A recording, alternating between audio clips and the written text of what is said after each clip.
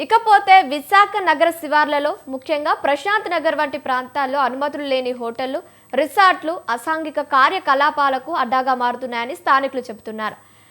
ID ప్రూఫ్లు లేకుండా గదులు కేటాయించడంపై జీవీఎంసీ, పోలీస్, పర్యాటక శాఖల అధికారులు సంయుక్త తనిఖీలు చేపడుతున్నారా? వారి నిర్లక్ష్యంపై స్థానికుల డిమాండ్ ఏంటి అనే దానిపై మరిన్ని అప్డేట్స్ మా ప్రతినిధి సూర్యప్రకాష్ ఫోన్ ద్వారా అందిస్తారు. చెప్పండి సూర్యప్రకాష్.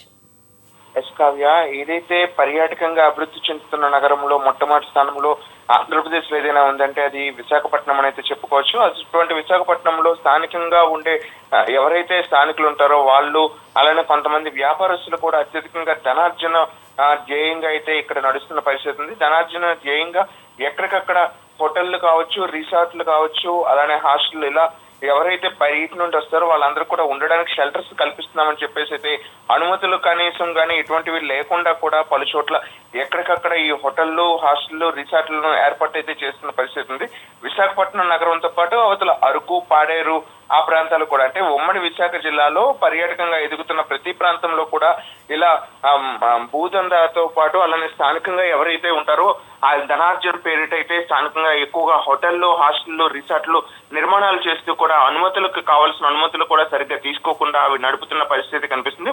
దీని కారణంగా ఎవరైతే ఇక్కడ వచ్చే వాళ్ళు ఉంటారో వాళ్ళు స్థానికంగా పోలీస్ పర్మిషన్స్ తో పాటు అలానే జీవీఎంసీ కావచ్చు, రెవెన్యూ అధికారుల పర్మిషన్ కూడా తీసుకోవాల్సిన అవసరం ఎంతైనా ఉంటుంది. పర్యాటక శాఖ కూడా దీనికి సంబంధించిన సమాచారాన్ని కూడా అందించాలి. కానీ వాటన్నింటిని కూడా తొంగలు తొక్కుతూ కూడా వీళ్ళు స్థానికంగా ఈ యొక్క హోటళ్లు, రిసార్ట్లు అయితే నడుపుతున్న పరిస్థితి ఉంది. ఇదంతా కూడా వారి యొక్క ధనార్జన ఆ ఒక్క రోజుకి ఎంతైతే అత్యధికంగా ధనం వస్తుందో దానికోసం అయితే వీళ్ళంతా ఆరాసపడుతూ కూడా ఈ యొక్క హోటళ్లు, రిసార్ట్లు అయితే నడుపుతున్న పరిస్థితి ఉంది. కానీ ఇవి వీళ్ళు నడపడం ఒకటైతే లోపల వచ్చిన తర్వాత రిసార్ట్కి వచ్చే వాళ్ళు కానీ, హోటల్కి వచ్చే వాళ్ళు కానీ ఈ ఒక్క అడ్డాగా చేసుకున్నారు. అంటే ఎవరు పర్యవేక్షణ ఉండట్లేదు, పోలీసుల నిఘా ఉండట్లేదు కనుక అసాంఘిక కార్యకలాపాలకు అడ్డాలుగానే ఇవన్నీ కూడా మారుతున్నాయని చెప్పుకోవచ్చు. ప్రధానంగా దీనికి సంబంధించి పలు ఆత్మహత్యలు కానీ, హత్యలు కానీ ఇదే వేదికగా హోటళ్లు, రిసార్ట్ల వేదికగానే జరుగుతున్నా కూడా పోలీస్ నిఘా వ్యవస్థ కానీ, దాంతోపాటు ఈ అధికారులు, రెవెన్యూ అధికారులు కూడా వీటిపైన పూర్తిగా భద్రతా లోపాలు అయితే పూర్తిగా కనిపిస్తున్నాయి. ఎప్పటికైనా సరే ఇటువంటి ఆత్మహత్య నేర ఘటనలు అత్యధికంగా జరుగుతున్న ఈ వసతి గృహాల్లో అయితే జరగకుండా ఉండేందుకు రెవెన్యూ అధికారులతో పాటు అలానే సిటీకి వస్తే జీవీఎంసీ అధికారులు, బయట రూరల్ ఏరియాల్లో అయితే రెవెన్యూ అధికారులు, అలానే పోలీస్ నిఘా భద్రత అయితే తక్షణమే ఉండాలి. అలానే హోటల్ యాజమాన్యం ఏవైతే అనుమతులు తీసుకున్నారో అనుమతులు లేని వాటిని వెంటనే తక్షణమే వాటన్నింటిని కూడా రద్దు చేసేందుకు పర్యాటక శాఖ కూడా ముందస్తుగా వాళ్ళందరికీ కూడా నోటీసులు జారీ చేసి వాటన్నింటిని కూడా నిలిపివేయాల్సిన అవసరం అయితే ఉంది.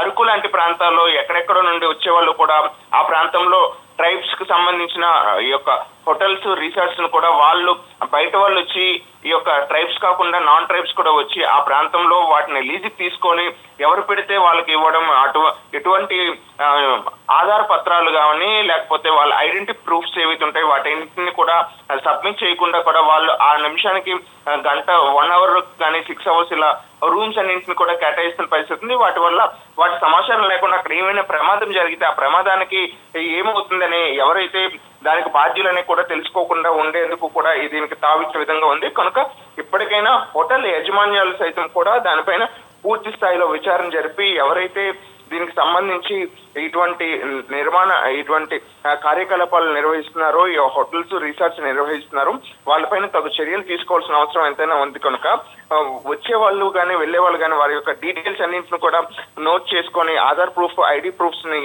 ఏవైతే ఉంటాయో వాటిని జెరాక్స్ కాపీస్ పెట్టుకొని పూర్తిగా జెన్యూన్ పర్సన్స్ కే రూమ్స్ ఇవ్వడంతో అయితే అసాంఘిక కార్యకలాపాలతో పాటు నేరాలకు కూడా తావు లేకుండా ఉండేందుకైతే పూర్తి స్థాయిలో అయితే ఏర్పడుతుంది. కనుక ఎవరైనా సరే నిబంధనలు నడుచుకోకుంటే తక్షణమే వాటి అన్నింటిని కూడా నిలుపుదల చేయాలని, ధనార్జన కన్నా ప్రజల భద్రతనే ముందుగా పోలీసులు కూడా గ్రహించాల్సిన అవసరం ఎంతైనా ఉందని అయితే స్థానిక ప్రజలతో పాటు స్థానిక పర్యాటక శాఖ పర్యాటకులు కూడా కోరుకుంటూ అయితే జరుగుతుంది.